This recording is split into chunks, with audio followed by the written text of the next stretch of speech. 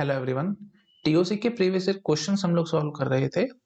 Chapter 1 that was finite automata and regular languages. इस chapter के मैं सारे के सारे प्रीवियस ईयर क्वेश्चंस आपको सॉल्व करा चुका हूं। मैंने एक भी क्वेश्चन स्किप नहीं किया है। आप मेरे प्रीवियस वीडियोस चेक कर सकते हैं। अच्छा, इस वीडियो से that means from present video we are going to start previous year questions of chapter 2 that is PDA and CFLs. ठीक है, तो आज के लेक्चर का हमारा पहला क्वेश्चन है A context free grammar is ambiguous if, ये 1987 का क्वेश्चन है भाई, 2 मार्क्स का। ठीक है, A context free grammar is ambiguous if the grammar contain useless non terminals. No. It produces more than one past tree for some sentence. Yes, this is true. Some production has 2 terminals side by side on the right hand side. नहीं, none of the above. No, तो only B option is correct. ठीक है, तो context free grammar is ambiguous if it produces more than one past tree for some sentence. sentence या string एक ही बात है। मेरे ख्याल से ये इतनी बेसिक बात है, इसके बारे में बोलने का मुझे लगता है कोई फायदा भी नहीं है। बहुत बेसिक सा पॉइंट है, सबको पता होगा। नहीं पता तो एम्बिग्यूटी ऑफ सीएफजी के मेरे वीडियोस देखो। चैप्टर 2 में मैंने स्टार्टिंग में ही आपको एम्बिग्यूटी ऑफ कंटेक्स्चुअल ग्रामर्स का टॉपिक पढ़ाया था। मैंने वहां सब कुछ आपके साथ डिस्कस किया था, प्रॉपर डिटेल में समझाया था। A contextual grammar is ambiguous if and only if, क्या होता था बताओ, मेरे को याद कराओ। If and only if for some string w या there exist w belong to l, कोई एक ऐसा स्ट्रिंग होगा लैंग्वेज के अंदर सच दैट, है ना, W has more than one parse tree, more than one parse tree, short में मैं लिख रहा हूं। ठीक है, W has more than one parse tree और more than one LMD, more than one LMD और more than one RMD। LMD मतलब लेफ्ट मोस्ट डेरिवेशन, RMD मतलब राइट मोस्ट डेरिवेशन। तो ग्रामर को हम लोग एम्बिगुअस कब कहते हैं? कोई भी कंटेक्स्चुअल ग्रामर हमारे पास है उसको हम एम्बिगुअस कब कहेंगे? जब हमारे पास कम से कम एक स्ट्रिंग ऐसा मिल जाए लैंग्वेज के अंदर, कम से कम एक स्ट्रिंग ऐसा मिल जाए सच दैट W हैज, ओके। तो ये थोड़ा सा मैंने बहुत ज्यादा, थोड़ा सा क्या, खैर काफी ज्यादा ही मतलब मैसी हो गया है, तो मैं ढंग से लिख देता हूँ। ठीक है, such that W has more than one parse tree और मोर देन वन LMD और मोर देन वन RMD।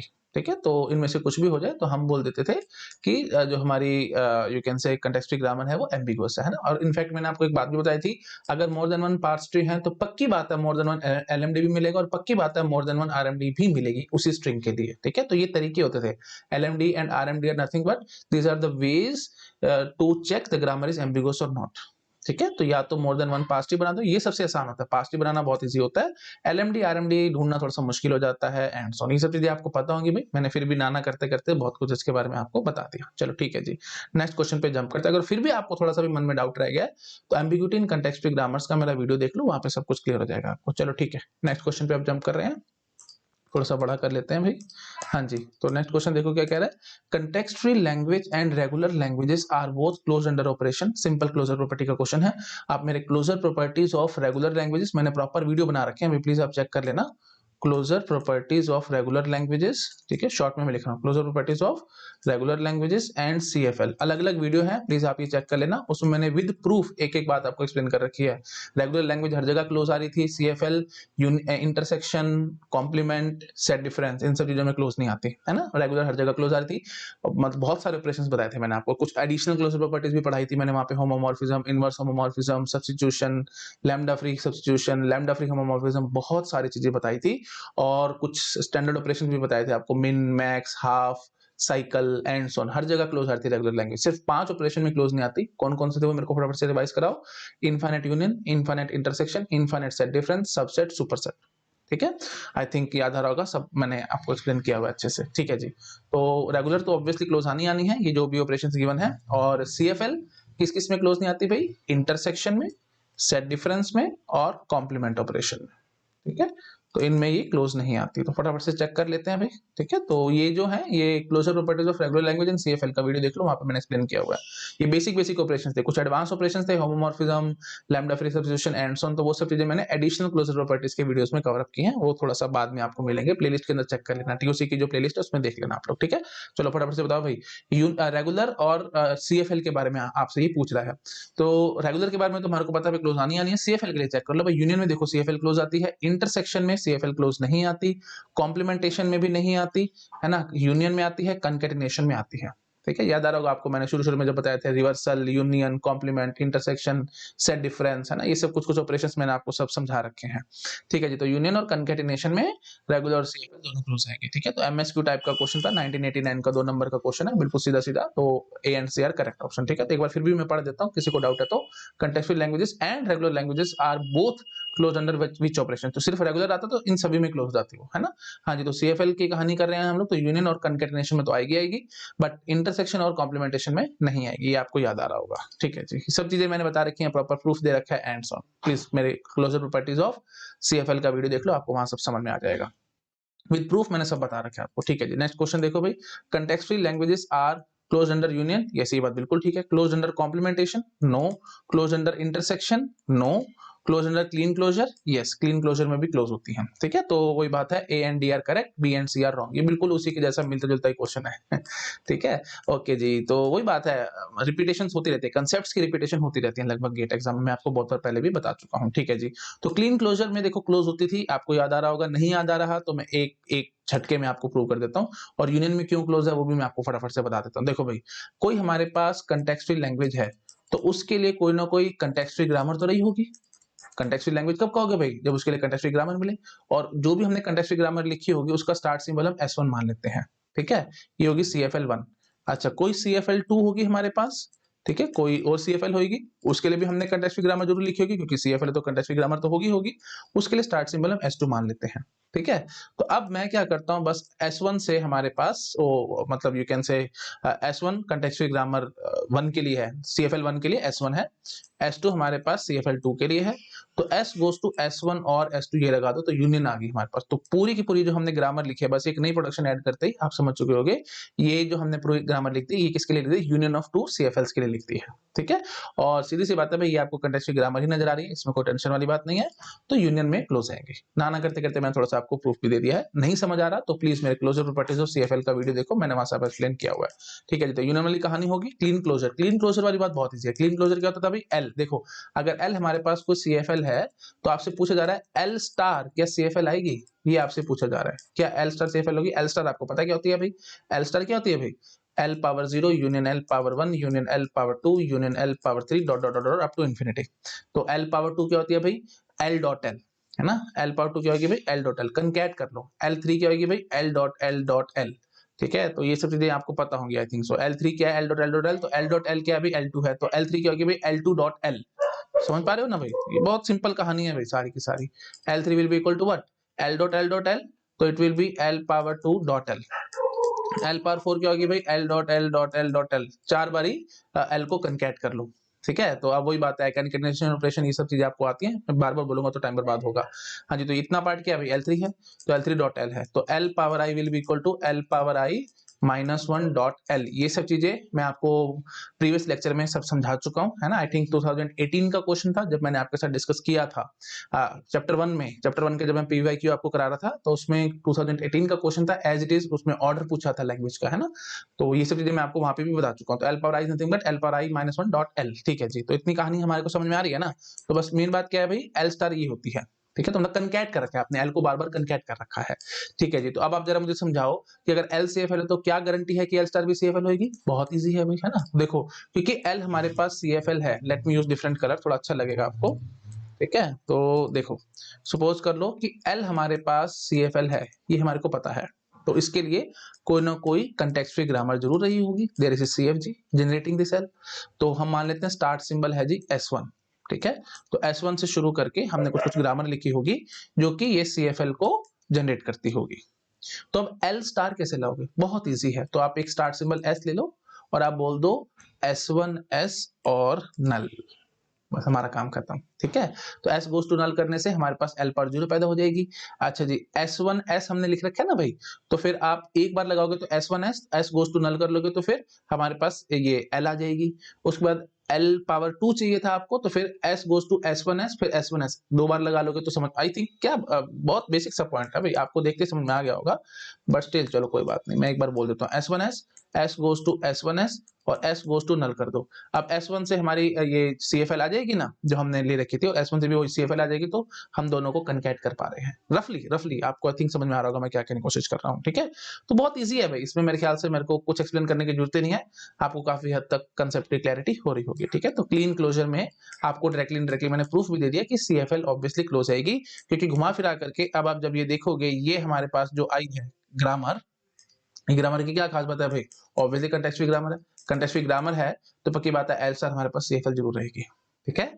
ये एल हमारी CFL थी तो कंटेक्स्ट फ्री ग्रामर रही होगी, तो हमने पूरी की पूरी कंटेक्स्ट फ्री ग्रामर जो भी होगी वो लिख ली होगी, ठीक है। अब उसके बाद मैंने बस एक प्रोडक्शन और ऐड कर दी, तो ये प्रोडक्शन ऐड करने से जो पूरी पूरी ग्रामर लिखी गई है, ये पूरी पूरी ग्रामर किसके लिए लिखी गई है भाई, एल स्टार के लिए। और एल स्टार पक्की बात है CFL जरूर होगी, क्यों, क्योंकि मैंने उसके लिए कंटेक्स्ट फ्री ग्रामर लिख दी है, ठीक है। आई थिंक आप समझ चुके होगे, मेरे ख्याल से मेरे को ज्यादा इस पर टाइम पास करने की जरूरत नहीं है, ठीक है। चलो फटाफट से इसको नोट डाउन करो, फिर मैं आगे बढ़ता हूँ। हाँ जी, तो ये पार्ट तो आपने शायद कर लिया था, तो ये सब आई थिंक रह गया होगा, है ना। तो एक स्क्रीन पे आई थिंक सो आप नोट डाउन कर पा रहे होगे, ठीक है। रफली मैंने लिख दिया, आप नोट डाउन कर सकते हैं सब कुछ, ठीक है। तो प्रूफ भी हल्का हल्का मैंने दे दिया, आपको समझ में आ गया होगा मेरे ख्याल से, मेरे को ज्यादा बोलने की जरूरत नहीं है। आगे हम लोग बढ़ते हैं, नेक्स्ट क्वेश्चन पे जंप करते हैं, ठीक है। बढ़ रहा हूँ मैं आगे, चलो भाई नेक्स्ट क्वेश्चन देखो क्या कह रहा है। नेक्स्ट क्वेश्चन देखो, थोड़ा बड़ा कर लेते हैं, अच्छा लगेगा आपको। हाँ जी, क्या कह रहा है भाई, if G is context free grammar and W is a string of length n in LG, how long is the derivation of W in G if G is in CNF? तो डायरेक्टली आपसे क्या पूछ रहा है, number of steps needed to generate string W of length n। तो ये direct question है भाई, मैंने आपको समझाया था, अगर आपको याद नहीं आ रहा तो आप मेरे CNF की वीडियोस देखो, नॉर्मल फॉर्म्स की मैंने वीडियो बनाए थे CNF GNF के, तो आप CNF के वीडियोस देखो, मैंने वहां सब एक्सप्लेन कर रखा है। ये इसका सीधा का सीधा डायरेक्ट आंसर आएगा जी 2n-1, ठीक है।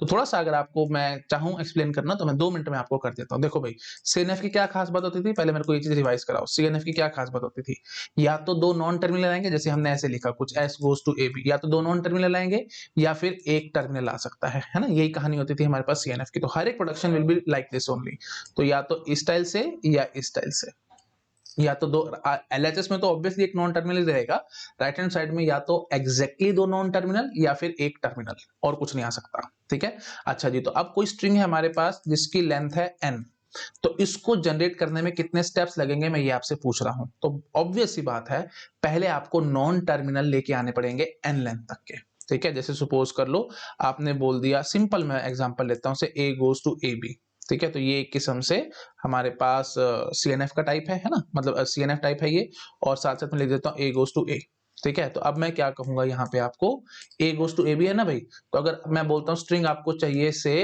4 times A, ठीक है। और वही बात है, देखो A B लोगे फिर B के लिए लिखना पड़ेगा एंड सो ऑन, तो मैं डबल A ले लेता हूँ, थोड़ा सा काम और आसान कर देता हूँ आपके लिए, ठीक है, ताकि थोड़ा जल्दी जल्दी हम काम कर सके, ठीक है जी। और स्टार्ट सिंबल हमारा A ही है, हमने ऐसे ले रखा है, ठीक है जी।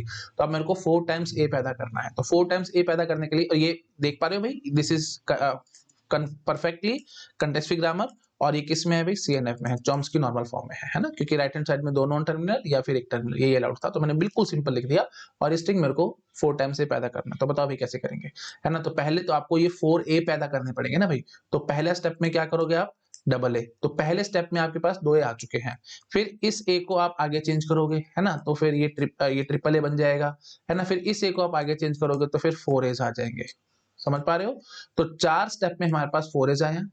अब हर एक एक स्टेप में आप ये स्मॉले स्मॉले बनाते चले जाओगे, तो पहले स्टेप में आप इसी को स्मॉले बना लोगे, फिर इसको फिर इसको फिर इसको, तो 4 और 3 7, तो 7 स्टेप्स में हमारा काम हुआ है। इतनी बात समझ में आई है, नहीं समझ आई तो ऐसे चेक करो आप, देखो A goes to AA, फिर इस A से आपने AA कर लिया, और फिर इस A से आपने ये कर लिया, या फिर यहाँ इस A को एक्सपेंड कर लेते हैं, या इसको जिसको भी आप चाहो आप उसको एक्सपेंड कर सकते हो। Of course grammar is ambiguous है ना, तो जो आपका मन करे किसी भी स्टाइल से आप कर लो।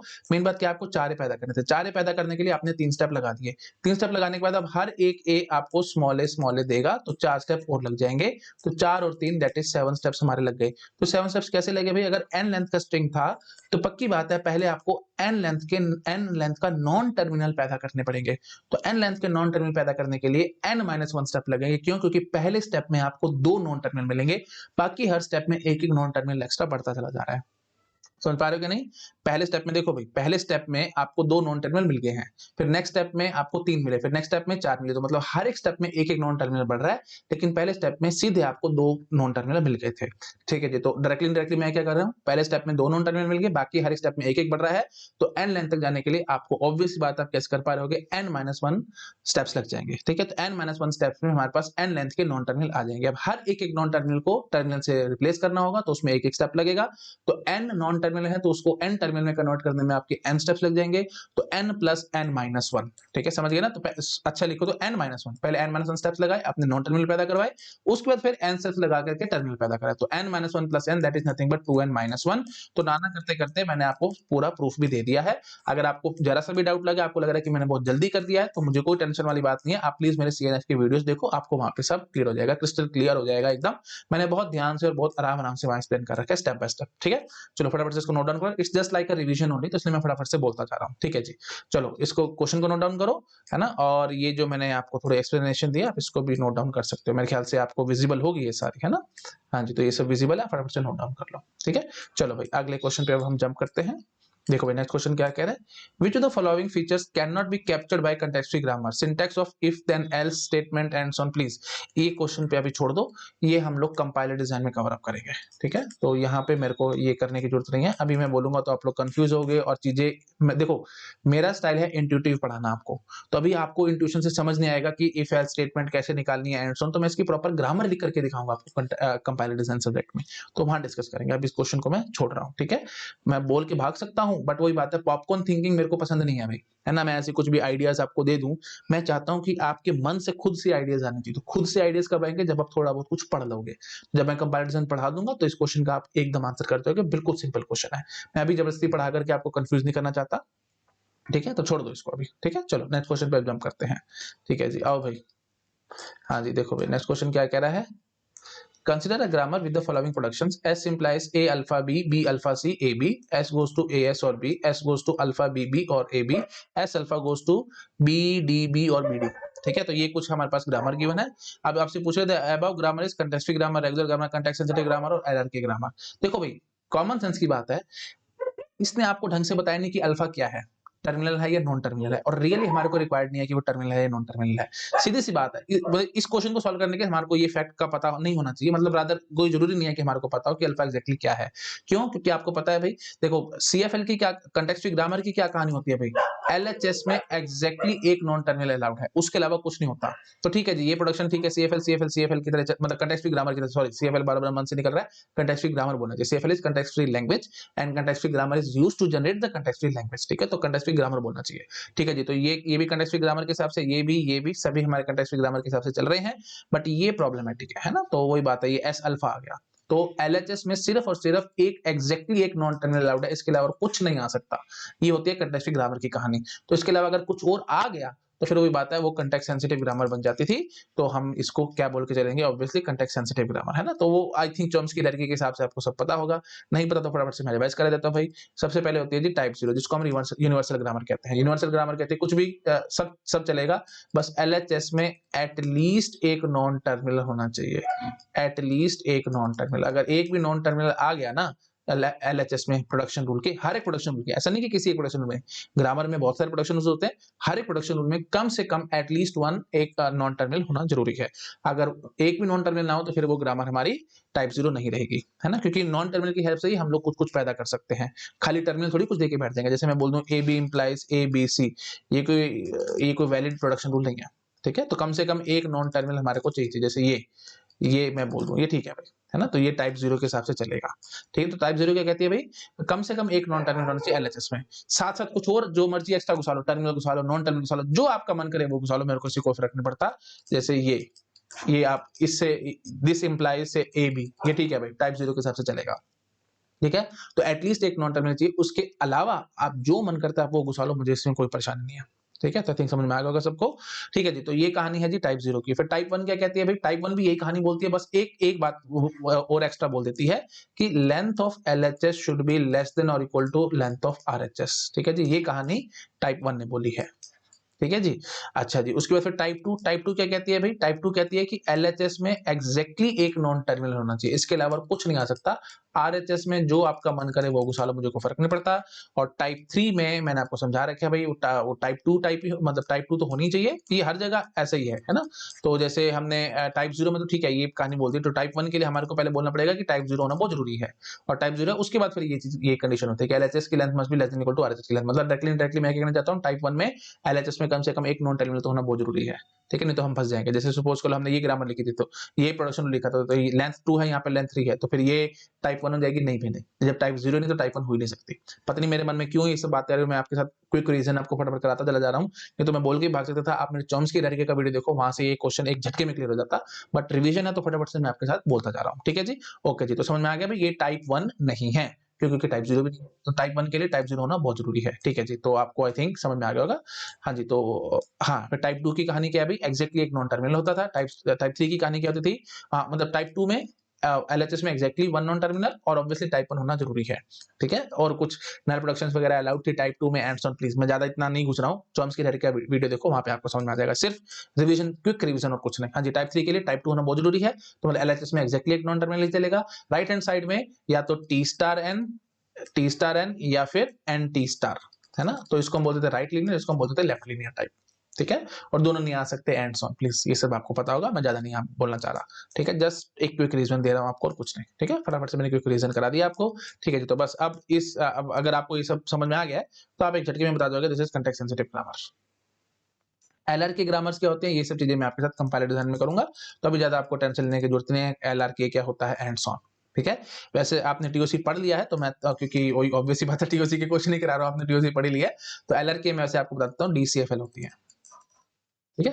तो ठीक है, बस ज्यादा मेरे ख्याल से मेरे को बोलोगे तो LR के ग्रामर्स कॉरस्पॉन्ड टू DCFL, तो हर एक DCFL के लिए हम लोग LR के ग्रामर लिख सकते हैं, ठीक है। ये एक इंपॉर्टेंट फैक्ट है, इसको आप माइंड में रख सकते हैं। बाकी कंपाइलर डिजाइन में तो मैंने सारी बातें करनी है, तो आप बिल्कुल भी टेंशन मत लेना इन सब चीजों की, ठीक है जी। ओके जी, तो आई थिंक समझ में आ गया सब लोगों को। तो यहाँ पे देखो भाई, ये सब कंटेक्स्ट ग्रामर के हिसाब से चल रहे थे, पहले 4 प्रोडक्शन रूल, सॉरी पहले 3 प्रोडक्शन रूल कंटेक्स्ट ग्रामर के हिसाब से चल रहे थे, बट जो 4th प्रोडक्शन रूल था वो थोड़े से हमारी टेंशन में आ गया, क्योंकि LHS में एक एग्जैक्टली एक नॉन टर्मिनल अलाउड था, तो एक नॉन टर्मिनल के साथ कुछ और एक्स्ट्रा घुसा हुआ है।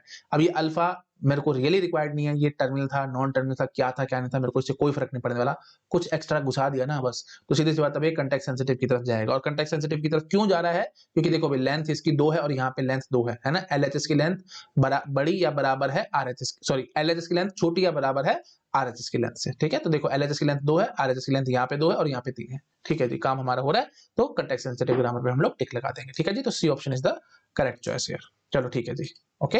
चलो फटाफट से इसको नोट डाउन कर लो, फिर नेक्स्ट क्वेश्चन पे मैं जंप करता हूँ। कर लो भी फटाफट नोट डाउन, छोटा और करूँ, लो भाई, चलो बढ़ू आगे, नेक्स्ट क्वेश्चन पे मैं अब आ रहा हूँ। देखो भाई, नेक्स्ट क्वेश्चन क्या है, if L1 and L2 are contextual languages and are a regular set, one of the languages below is not necessarily a context free, which one?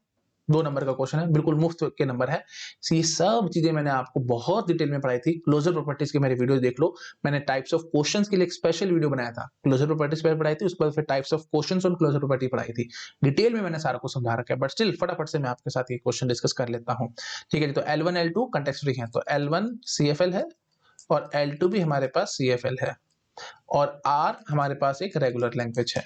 तो अब आपसे पूछ रहे हैं which of the following below is not necessarily a context free, तो closure property लगानी है, एक झटके में आपके पास आंसर आ जाएगा। L1.L2, तो L1.L2 मतलब CFL हम चाह रहे हैं कंकेटिनेशन में, CFL आपको पता है कंकेटिनेशन में क्लोज होती है, इसने बोलता है नॉट नेसेसरली, तो ठीक है जी, ये तो CFL आएगी।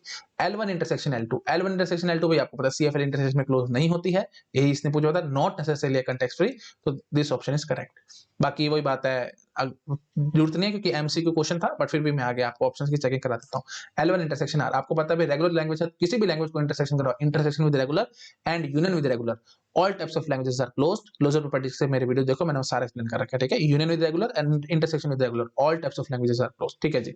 तो ऑब्वियसली बात है CFL भी क्लोज आएगी, तो ये ऑप्शन ठीक नहीं है। L1 यूनियन L2 ये आपको पता है यूनियन में सारी यूनियन में हमारी CFL क्लोज होती है, तो ये ऑप्शन भी नहीं बनेगा, क्योंकि इसने बोला है कि not necessarily a context free, तो L1 इंटरसेक्शन L2, ठीक है। सिंपल क्वेश्चन, एकदम मुफ्त के नंबर और कुछ नहीं। चलो भाई अगला क्वेश्चन पे फटाफट। Let G be a context free grammar with productions given below, ये हमारे प्रोडक्शन गिवन है। Transform the grammar to an equivalent form G dash that has no null productions and no unit productions. तो घुमा फिरा करके पता है किसका क्वेश्चन है, कि मैंने आपको बहुत ढंग से समझाया था, removal of unit production, removal of null production, removal of useless symbols and so on. तो reduction of context free grammars का वीडियो देखो, मैंने वहां सारा एक्सप्लेन कर रखा है। चैप्टर 2 टीओसी की प्लेलिस्ट में जाके देखना, रिडक्शन ऑफ ग्रामर्स का एक टॉपिक है, reduction of context free grammars का टॉपिक है, उसमें मैंने सारा एक्सप्लेन कर रखा है। टाइटल मैंने बता दिया वीडियो का, आप प्लीज अपने आप सर्च करें ना, आपको मिल जाएगा।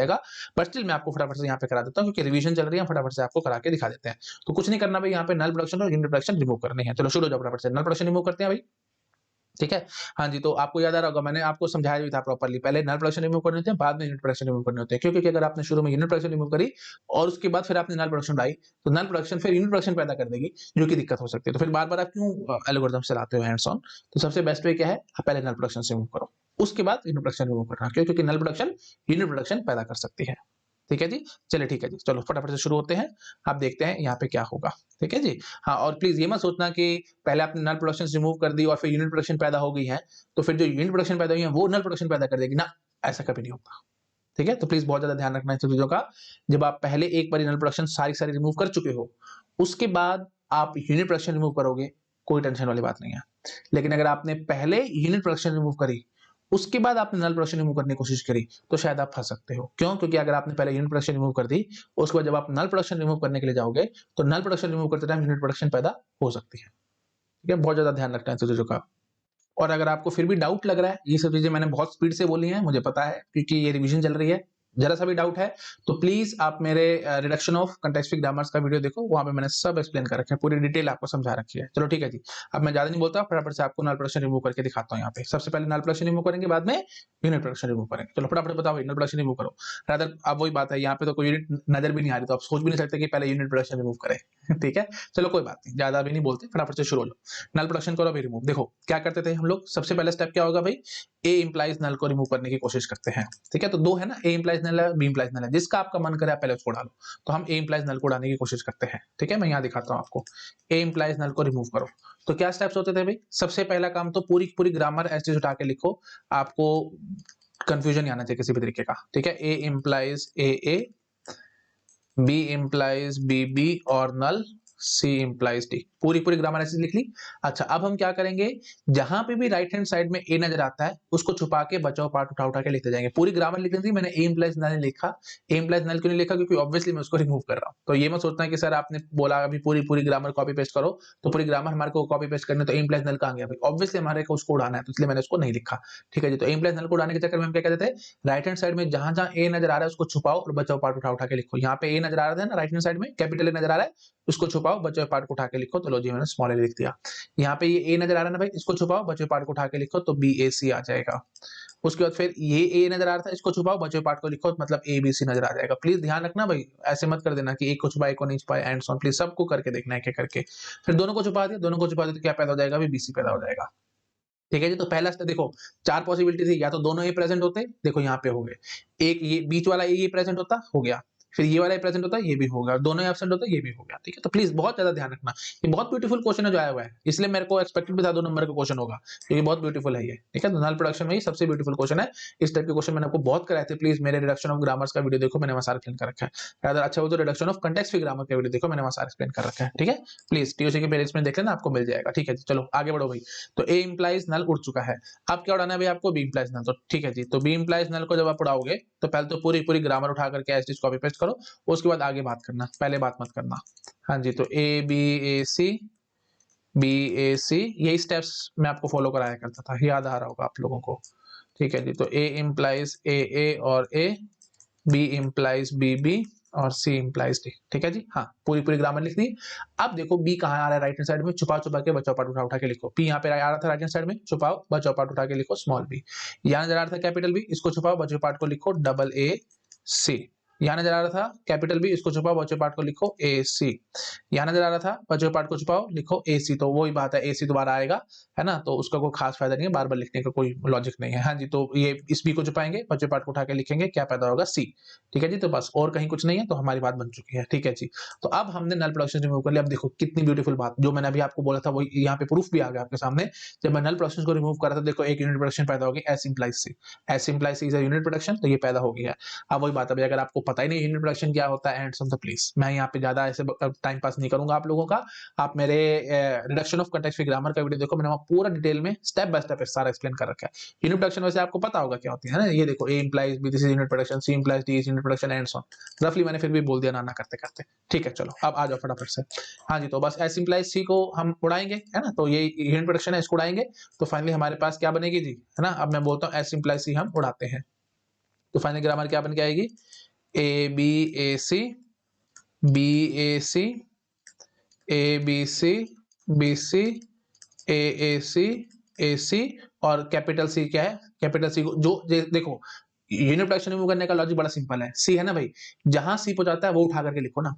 देखो सीधी सी बात है, S goes to C, C goes to D, ये क्यों टाइम पास करते हो, अब सीधा एस गोज टू डी करो ना भाई, तो स्टेप्स बचेंगे हमारे पास, कोई भी स्ट्रिंग को पैदा करने में स्टेप्स हमारे बचेंगे, तो इसलिए हम यूनिट प्रोडक्शन को हटा देते हैं। ये देखो अब ऐसे ऐसे समझो आप, वही बात है, बातें चली नहीं तो फटाफट से मैं कर देता हूँ आपके साथ। जैसे देखो A implies B, B implies C, C implies D, D implies ई, ये कोई ग्रामर है हमारे पास। ठीक है, तो ये ग्रामर क्या पैदा करेगी, देखो आप बोलोगे ए इंप्लाइज बी, पार्स बना रहा हूं मैं, बी इंप्लाइज सी, सी इंप्लाइज डी, डी इंप्लाइज सी, तो इतने सारे स्टेप्स लगा करके आपके पास एक स्ट्रिंग पैदा हो रहा है, दैट इज स्मॉल ई।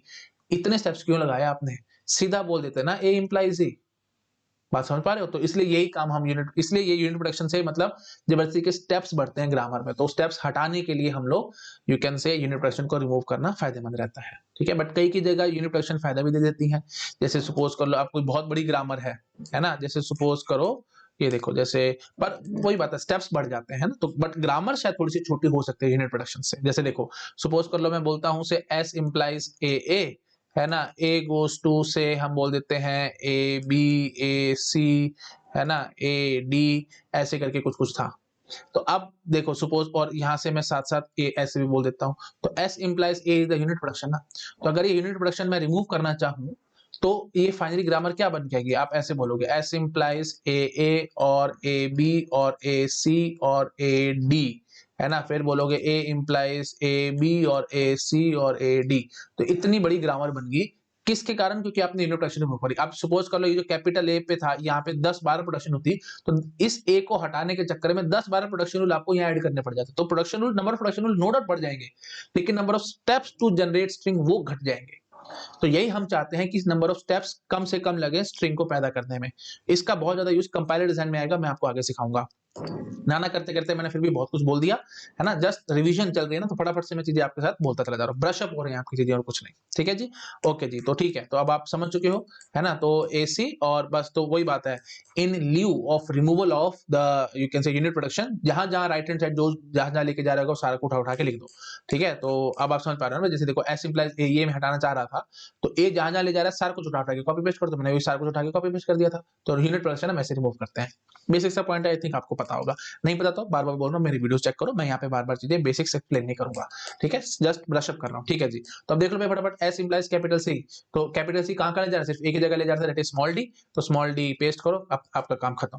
ठीक है जी, और उसके बाद ये तीनों प्रोडक्शन साइज कॉपी पेस्ट कर लेना, है ना, तो ये जो बच गई थी राधा तीन क्यों, 1 2 3 4 5 प्रोडक्शन है ये, है ना, ए और ए, बी इंप्लाइज बी, बी और बी, और सी इंप्लाइज डी। लो जी, ये हमारी फाइनल ग्रामर बन के आई है after removal of unit productions and null productions. ठीक है, this is my final grammar, छोटा कर देता हूं, आप नोट डाउन कर लो इन सब चीजों को। ठीक है जी, फिर हम नेक्स्ट क्वेश्चन पे जंप करेंगे, तो यहां से शुरू हो जाना। ठीक है, तो नल प्रोडक्शन हमने पहले ए इंप्लाइज नल रिमूव करा, फिर हमने बी इंप्लाइज नल रिमूव करा, फिर एक यूनिट प्रोडक्शन पैदा हो गई थी एस इंप्लाइज कैपिटल सी, मैंने उसको भी रिमूव कर दिया, और साथ साथ आपको रीजन भी दे दिया कि यूनिट प्रोडक्शन हमारे को रिमूव क्यों करनी चाहिए। ठीक है, और ऐसे ही आपको पता होगा नल प्रोडक्शन क्यों रिमूव करनी चाहिए, क्योंकि सेंटेंशियल फॉर्म की वो लेंथ कम कर देती थी, एंड सो ऑन। प्लीज मैं यहाँ पे ज्यादा नहीं बोलूंगा, आप मेरे वीडियोस में चेक कर लेना। ठीक है, reduction of context free grammar का वीडियो देखो, मैंने वो सारा एक्सप्लेन कर रखा है आप लोगों को, नल प्रोडक्शन एग्जैक्टली क्यों रिमूव करनी चाहिए, यूनिट प्रोडक्शन एग्जैक्टली क्यों रिमूव करनी चाहिए, एंड सो ऑन। ठीक है, चलो ठीक है जी, मैं अब आगे बढ़ता हूँ, ये सब चीजें आई थिंक आई होप आपने नोट डाउन कर ली होंगी।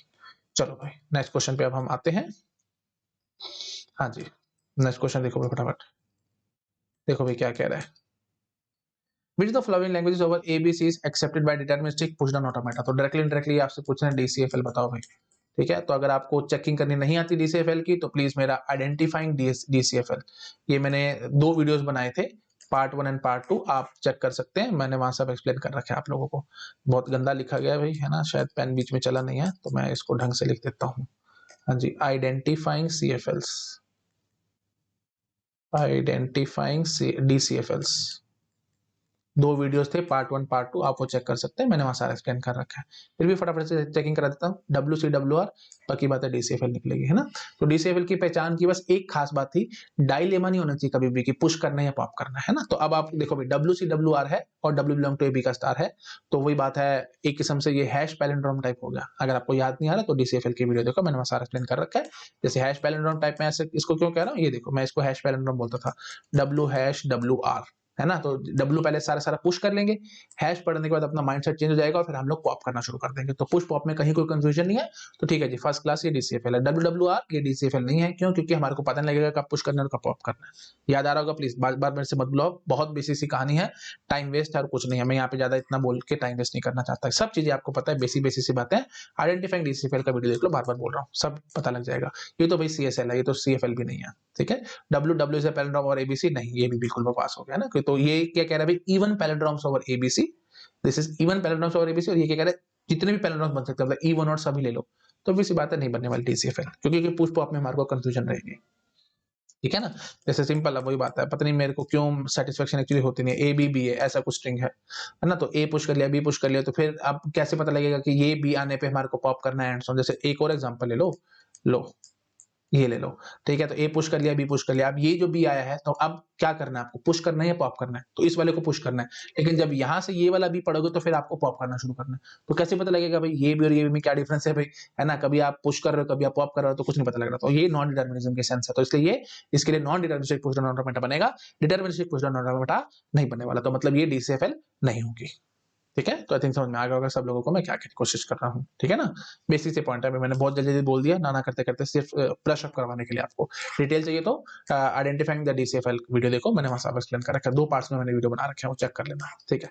अगले क्वेश्चन पे आओ भाई, छोटा कर दो, नोट डाउन करना है, कर लो भाई, नोट डाउन कर लो, चलो बढ़ रहा हूँ मैं आगे। हाँ जी, which the following a statement is false, every finite subset of a non regular set is regular, ये बात बिल्कुल ठीक है भाई, है ना। फॉल्स पूछ रहा था तो ये गलत हो गया ऑप्शन, ये तो ट्रू है। फाइनाइट सबसेट, प्लीज ध्यान रखना, every finite language is regular, ये आपको पता है। हाँ जी, तो every subset of regular set is regular, नहीं, ये बात बकवास है, ये फॉल्स है। तो दिस स्टेटमेंट इज ट्रू, मतलब इस पे हम टिक लगाएंगे क्योंकि इसने फॉल्स ही पूछा था, है ना। क्योंकि आपको पता है भाई, अब बहुत सारे हैं भाई, है ना। ये देखो जैसे A स्टार B स्टार, तो A स्टार B स्टार का सबसेट उठा लो, क्या A power n B power n, और ये आपको पता है equal a's followed by equal b's, तो ये रेगुलर नहीं है, आपको पता है, this is CFL and not regular, and this is what, subset of A star B star is what, regular, ठीक है। इनफाइनाइट लैंग्वेज है, मैंने आगे नहीं लिखा था that n is greater than equal to 0 and so on, ये basic सा पॉइंट आप अपना इमेजिन कर पा रहे होगे, n is greater than equal to 0 मैंने दे रखा है, ठीक है। तो this is an infinite language, तो CFL and not regular and it is subset of regular, तो बस वही बात खत्म होगी। बहुत बेसिक सी पॉइंट्स है, मैंने सब आपको बता भी रखा है, और मैंने आपको वैसे बता रखा है 5 ऑपरेशन, है ना, infinite union, infinite intersection, infinite set difference, subset superset, इसमें रेगुलर क्लोज नहीं होता, और ये सबसेट वाली कहानी कह रहे हैं, ठीक है। तो आई थिंक पता लग रहा होगा आपको। 2 नंबर का क्वेश्चन है, देखो बिल्कुल मुफ्त के नंबर है, every finite subset of a regular set is regular, yes, ये बात बिल्कुल ठीक है, तो इसने तो फॉल्स पूछा था, तो ये ऑप्शन ठीक नहीं है। Intersection of two regular regular, ये बात आपको पता है, इंटरसेक्शन में रेगुलर क्लोज होती है ना, तो ठीक है, तो ये ऑप्शन भी गया। फॉल्स पूछा था तो बी ऑप्शन ही तक करेक्ट होगा, ठीक है, क्योंकि फॉल्स पूछ रहा था तो फॉल्स यही है, बी इज फॉल्स, बाकी सब ट्रू है, ठीक है। चलो फटाफट नोट डाउन कर लो, फिर मैं आगे बढ़ रहा हूँ, ठीक है जी। ठीक है, कर लो इसको नोट डाउन फटाफट, छोटा कर दूं, कर लो भाई, बढ़ू आगे, चलो। अब ये देखो भाई, अब वही बात है, बार बार लगभग सिंपल सिंपल क्वेश्चन आ रखे हैं। Contextual languages are closed under union and intersection, intersection में CFL क्लोज नहीं होती, आपको पता है, क्लोजर अंडर पूछ रहा था तो गलत हो गया। यूनियन क्लीन क्लोजर, ये आपको पता है, मैं अभी पीछे भी ये देखो, अभी थोड़ी देर पहले भी इसी टाइप का क्वेश्चन मैं आपको सॉल्व करा के आ चुका हूँ, है ना। ये देखो, शायद आपको याद आ रहा होगा, ये देखो मैंने यहाँ पे प्रॉपर प्रूफ भी दे दिया था आपको, यूनियन और क्लीन क्लोजर, है ना। तो वही बात है भाई, कुछ कुछ क्वेश्चन होते हैं जो एज इट इज रिपीट हो जाते हैं, या उसके कुछ ऑप्शन रिपीट हो जाते हैं एंड सो ऑन, ठीक है। तो ये सिंपल क्वेश्चन है, मेरे ख्याल से मेरे को इस पर टाइम पास नहीं करना चाहिए। हाँ जी, और इंटरसेक्शन एंड कॉम्प्लीमेंट नहीं, है ना, और कॉम्प्लीमेंट की क्लोजर नहीं, कॉम्प्लीमेंट क्लोज नहीं होती सीएफएल, आपको पता होगा। एग्जांपल्स वगैरह चाहिए, ज्यादा डिटेल नॉलेज चाहिए आपको, तो please closure properties of CFL का वीडियो देखो, मैंने वहां सारा एक्सप्लेन कर रखा है। इंटरसेक्शन में क्यों नहीं क्लोज होती, याद कराओ, ये गोल्डन एग्जांपल मैंने बहुत बार बताया था आपको, दुनिया भर के क्वेश्चन इस पे आ रखे हैं, A power N, B power N, C power M, intersection of A power M, B power M, C power N. तो जब दोनों का हम इंटरसेक्शन कराएंगे, ये भी हमारी सीएफएल है, ये भी हमारी सीएफएल है, जब हम इन दोनों का इंटरसेक्शन कराते हैं तो क्या आता है, A power N, B power N, C power N, such that n is greater than equal to 0। ये यहाँ पे वही बात है, n m greater than equal to 0 रखे एंड सो ऑन। हाँ जी, तो फिर ये CSL आ गई, है ना। तो इंटरसेक्शन में CFL क्लोज नहीं होती। तो एग्जांपल से आपको समझ में आ रहा होगा, ठीक है जी। बस पता नहीं मेरे मन में क्या मैंने बोल दिया, क्योंकि बहुत बार यूज हुए, गेट एग्जाम में बहुत क्वेश्चन आए, अभी आगे दिखाऊंगा तो आपको पता लग जाएगा, ठीक है जी। तो और वही बात है, और एग्जांपल चाहिए और ज्यादा डिटेल होने चाहिए तो आप मेरे क्लोजर प्रॉपर्टीज ऑफ सीएफएल के वीडियो देख लो, वहां पे सब आपको अंदाजा हो जाएगा। चलो ठीक है जी, नेक्स्ट क्वेश्चन पे अब जंप करते हैं। देखो भाई, late LD be the set of all languages accepted by PDA by final state and LE be the set of all languages accepted by empty stack. Which of the following is true? I think dogs बहुत ज्यादा bark कर रहे हैं भाई बाहर, please जो मैं बोल रहा हूँ उस बात पे ध्यान लगाओ, है ना, क्योंकि उनको मैं कंट्रोल नहीं कर सकता, दीज आर स्ट्रीट डॉग्स, ठीक है, तो मैं इनको कंट्रोल नहीं कर सकता, ठीक है जी। तो हाँ, आओ भाई वापस, LD be the set of all languages accepted by PDA by final state and LE be the set of all languages accepted by empty stack. Which of the following is true? LD is equal to LE, आपको पता होगा, है ना। PDA के case में आपको याद आ रहा होगा भाई, चाहे एक्सेप्टेंस बाय फाइनल स्टेट कर लो, चाहे एक्सेप्टेंस बाय नल स्टोर कर लो, है ना। ये देखो, accepted by empty stack, empty stack को हम नल स्टोर भी कहते थे। दो तरीके थे ना भाई पीडीए से लैंग्वेज को एक्सेप्ट कराने के। पहला तरीका क्या होता था, बाय फाइनल स्टेट, दूसरा क्या होता था, एम्प्टी स्टैक, है ना। तो दोनों से ही मतलब एलई और LD, set of all language का है ना भाई, तो दोनों मेथड इक्विवेलेंट किस में रहते थे, पीडीए में। बाय डिफॉल्ट पीडीए क्या होता है भाई, आपको याद आ रहा होगा, एनडीपीडी। तो नॉन डिटरमिनिस्टिक पोस्टल ऑटोमेटा में क्या होता था भाई, दोनों मेथड एकदम सेम काम करते हैं। बट डिटरमिनिस्टिक पोस्टल ऑटोमेटा, इस क्वेश्चन के लिए जरूरत नहीं है, बट रिवीजन के लिए मैं आपको बता रहा हूँ, डिटरमिनिस्टिक पोस्टल ऑटोमेटा में language accepted by final state बहुत ज्यादा है और language accepted by null store कम थी, है ना।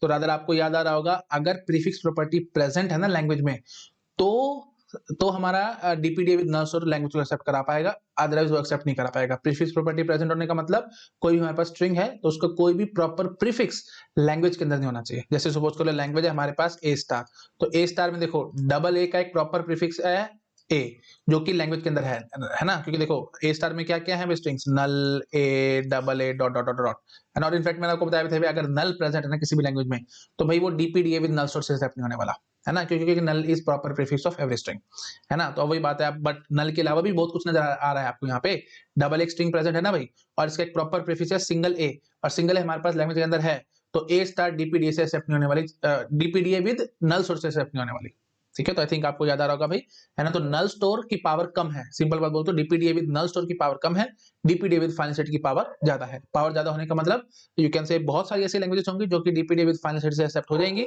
बट डीपीडीए विद नल स्टोर से एक्सेप्ट नहीं होगी। बट एनडीपीडीए के केस में दोनों की पावर एकदम सेम है, मतलब एनडीपीडीए विद नल स्टोर की पावर और एनडीपीडीए विद फाइनल सेट की पावर दोनों सेम है। मतलब ऐसी कोई भी लैंग्वेज नहीं मिलेगी आपको जो कि नल स्टोर से एक्सेप्ट हो जाए बट फाइनल सेट से एक्सेप्ट ना हो, और फाइनल सेट से हो जाए बट नल स्टोर से ना हो, ठीक है। एनडीपीडी के केस में दोनों की पावर सेम है, बट डीपीडीए में नल स्टोर की पावर कम है और फाइनल सेट की पावर ज्यादा है। मैंने आई थिंक बहुत बार रिपीट कर दिया, जरा सा भी डाउट है तो पीडीए की वीडियो देखो, मैंने वो सारा एक्सप्लेन कर रखा है आप लोगों को। वैसे मैं बता देता हूँ, पीडीए पे मैंने लगभग 10 वीडियोस बनाए थे और बहुत डिटेल में बहुत अच्छे से आपको मैंने क्रिस्प नॉलेज दे रखी है, प्लीज आपको मेरे वीडियोस चेक कर लेना, मजा आ जाएगा आपको पढ़ के, मैं बता रहा हूँ, ठीक है। बहुत अच्छे से मैंने एक्सप्लेन कर रखा है, ठीक है जी।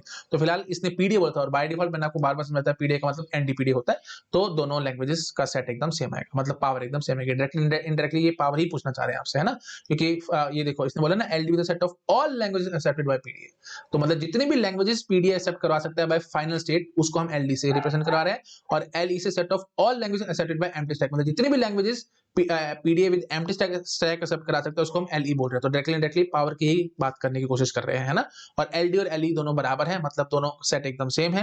दैट मींस व्हाट, हम ये कहना चाह रहे हैं कि दोनों की पावर एकदम सेम है, मतलब NDPDA with null store is equally powerful as that of NDPDA with final state, ठीक है। दो मेथड थे ना, दोनों मेथड एकदम सेम थे एनडीपीडीए के केस में, डीपीडीए के केस में सेम नहीं थे। मैं बार बार समझा रहा हूं, आज तक मतलब डीपीडीए पे क्वेश्चन आ सकता है, अभी तक आया नहीं है भाई, ठीक है, तो पावर याद रखना भाई, सेम नहीं है पावर दोनों की, ठीक है, डीपीडीए विद नल स्टोर की पावर कम है, टीपीडीए विद फाइनल सेट की पावर ज्यादा है। चलो ठीक है जी, और जो डीसीएफएल की कहानी होती थी, वो डीसीएफएल क्या होती थी, डीपीडीए विद फाइनल सेट से जो एक्सेप्ट होंगी वो डीसीएफएल होती है, ठीक है। तो ऐसी तो अब देखो ए स्टार तो रेगुलर लैंग्वेज है जो कि डीपीडीए विद नल स्टोर से एक्सेप्ट नहीं हो रही, तो डीपीडीए विद नल स्टोर ऑब्वियसली बहुत कम पावर है, मतलब इसमें बहुत कम पावर है बजाय डीपीडीए विद फाइनल सेट के, और डीपीडीए विद फाइनल स्टेट डीसीएफएल को एक्सेप्ट कराने के काम आता है, ठीक है। आई थिंक मैंने काफी और बोल दिया, नाना करते करते मैंने बहुत कुछ बता दिया, फिर भी डिटेल और ज्यादा नॉलेज चाहिए तो डीपीडीए के वीडियोस देखो, मैंने वहां सारा एक्सप्लेन कर रखा है, पीडीए के वीडियो देखो, मैंने वहां सारा एक्सप्लेन कर रखा है आपको, ठीक है। चलो ठीक है जी, तो अब वही बात है, ये तो फिर ऑब्वियसली गलत हो गया ऑप्शन, क्योंकि प्रॉपर सबसेट की कहानी है एंड सो ऑन, ठीक है, तो ये ऑप्शन इज करेक्ट। चलो नेक्स्ट क्वेश्चन पे जंप करते हैं, फटाफट से देखते हैं। हाँ जी, तो let L1 be the contextual language and L2 be the regular language, which of the following is false. L1 minus L2 is not contextual, बिल्कुल सिंपल क्वेश्चन है भाई, दो नंबर के पता नहीं मुफ्त के नंबर है सारे, क्लोजर प्रॉपर्टी जिसने ढंग से पढ़ रखे हैं ना भाई, मुफ्त के नंबर है, कुछ भी नहीं है इनमें। हाँ जी, तो क्या कह रहा है फटाफट से देख लो भाई, L1 क्या है हमारी, CFL है, L2 क्या है भाई, रेगुलर है, तो L1 माइनस L2 क्या है, तो L1 माइनस L2 क्या होगा भाई, L1 इंटरसेक्शन L2 का कॉम्प्लीमेंट, और L2 क्या है, रेगुलर है, तो रेगुलर को कॉम्प्लीमेंट क्या होता है आपको पता है, रेगुलर क्लोज होती थी, कॉम्प्लीमेंट ऑपरेशन, तो L1 इंटरसेक्शन रेगुलर, आप डायरेक्टली कहना चाह रहे हैं, तो L1 क्या है भाई, CFL है, तो मैं लिख देता हूँ ढंग से, तो आप क्या कह रहे हैं भाई, CFL इंटरसेक्शन रेगुलर। हाँ, तो आपको पता है भाई every type of language is closed under union with regular and intersection with regular, तो ठीक है जी, ये हमारी क्लोज आएगी। इसने क्या पूछा था, जो फॉलोइंग स्टेटमेंट इज फॉल्स, तो L1 minus L2 is not context free, बकवास आई बात, ये CFL आएगी, ठीक है, तो यही ऑप्शन हमारा फॉल्स हो गया। फिर भी चेकिंग करने तो कर लो, L1 intersection L2 is context free, L1 intersection L2 is context free, बात बिल्कुल ठीक है ना, क्योंकि आप वही बात है, ये तो डायरेक्ट बात होगी, L1 क्या CFL है और L2 क्या है भाई, रेगुलर है, तो regular all types of languages are closed under union with regular and intersection with regular, ठीक है जी, ये तो कंटेक्स्ट फ्री आनी है, तो ये ऑप्शन हमारा गया, क्योंकि फॉल्स पूछ रहा था आपसे। Complement of L1 is context free, complement of L1 is context free, L1 क्या है भाई, CFL है, तो CFL का कॉम्प्लीमेंट हम जब कर रहे हैं तो पक्की बात है भाई, कॉम्प्लीमेंट CFL क्लोज नहीं होती थी, आपको याद आ रहा होगा, तो ये ऑप्शन भी ठीक है, MSQ टाइप से क्वेश्चन हो गया ये। Complement of L2 is regular, ये बात बिल्कुल ठीक है ना, और इसने कहा क्या था, फॉल्स स्टेटमेंट गई थी, तो ये स्टेटमेंट, ये क्वेश्चन, ये ऑप्शन हमारा जाएगा यहाँ पे, है ना, गलत हो जाएगा ये ऑप्शन, क्योंकि इसने फॉल्स पूछा था। और L1 का कॉम्प्लीमेंट कॉन्टेक्स्ट फ्री, ये बात बकवास है, L1 का कॉम्प्लीमेंट कॉन्टेक्स्ट फ्री नहीं होता भाई, कोई जरूरी नहीं है, जरूरी नहीं है, हो भी सकता है और नहीं भी हो सकता है ना, तो क्योंकि कॉम्प्लीमेंट में CFL क्लोज नहीं थी, ठीक है, तो सी ऑप्शन भी हमारा गलत है, मतलब फॉल्स है, ये स्टेटमेंट भी फॉल्स है और ये स्टेटमेंट भी फॉल्स है, A and C are false, और यही आपसे फॉल्स ही पूछा था, तो ए और सी ऑप्शन हमारे करेक्ट हो जाएंगे। डी ऑप्शन गलत हो जाएगा क्योंकि L2 का कॉम्प्लीमेंट इज रेगुलर, ये बात बिल्कुल ठीक है, स्टेटमेंट ट्रू है, लेकिन आपसे फॉल्स पूछा जा रहा था, ठीक है, तो थिंक समझ चुके आप लोग, ज्यादा मेरे ख्याल से मेरे को बोलने की जरूरत नहीं है, छोटा कर देता हूँ, फटाफट से नोट डाउन करो, फिर आगे बढ़ता हूँ मैं, पहले नोट डाउन। चलो नेक्स्ट क्वेश्चन देखते हैं। हाँ जी, तो देखते हैं भाई, है ना, अगर छोटा सा क्वेश्चन होगा तो कराएंगे, नहीं तो बाकी नेक्स्ट क्लास, नेक्स्ट उस वीडियो में ही करेंगे, वीडियो लंबा ही हो रहा है ये, चलो देख लेते हैं फटाफट से। विच the following statement is true, if a language is context free it can always be accepted by deterministic push down automata, बकवास है बात, बहुत सारी CFL होती हैं जो कि push down deterministic push down automata से एक्सेप्ट नहीं होती, मतलब DPDA से एक्सेप्ट नहीं होती, rather DPDA से जो भी लैंग्वेज एक्सेप्ट होती थी उसको हम DCFL बोलते हैं, और DCFL is the proper subset of CFL, ठीक है। तो अब एग्जांपल जी, तो ये लो भाई, W transpose such that W belong to A, B का स्टार, ठीक है, तो ये हमारा इवन पैराड्रॉम्स की लैंग्वेज है, ये डीपीडीए से एक्सेप्ट नहीं होती, बस खत्म कहानी, रिवीजन, सिर्फ रिवीजन चल रहा है, कुछ नहीं, सब चीजें आपको आती होंगी, ठीक है। हाँ जी, the union of two contextual languages is a context free, की बात बिल्कुल ठीक है, ट्रू स्टेटमेंट आपसे पूछा था, तो ये स्टेटमेंट ट्रू है। अच्छा, यूनियन में क्लोज होती थी CFL, आपको पता है। The intersection of two contextual languages context free, नहीं, कोई जरूरी नहीं है, इंटरसेक्शन में क्लोज नहीं आती थी। तो complement of contextual language context free, नहीं, बकवास है बात, कॉम्प्लीमेंट में भी CFL क्लोज नहीं आती, सिंपल बात है, एकदम सिंपल क्वेश्चन था, B option is the correct choice, ठीक है। ओके जी, तो the language accepted by push down automata in which stack is limited to 10 items is the best described as regular, ठीक है, क्योंकि आपने फाइनाइट मेमोरी रखी है, ठीक है। अब वही बात है, मैं भी इसको एक्सप्लेन करना चाह रहा हूं बट टाइम ज्यादा हो रहा है, तो नेक्स्ट वीडियो में मैं यहीं से आगे कवर अप करूंगा, ठीक है। मैं अभी ऐसे सोच लो, मैंने क्वेश्चन पढ़ाए नहीं है, यहाँ से अब आगे हम लोग नेक्स्ट क्लास में करेंगे, ठीक है। तो 2001 तक के क्वेश्चन मैंने इस क्लास में आपको करा दिए हैं, तो नेक्स्ट क्लास से हम लोग 2002 के क्वेश्चन स्टार्ट करेंगे, ठीक है जी। चलिए ओके, ठीक है, thank you so much, bye bye.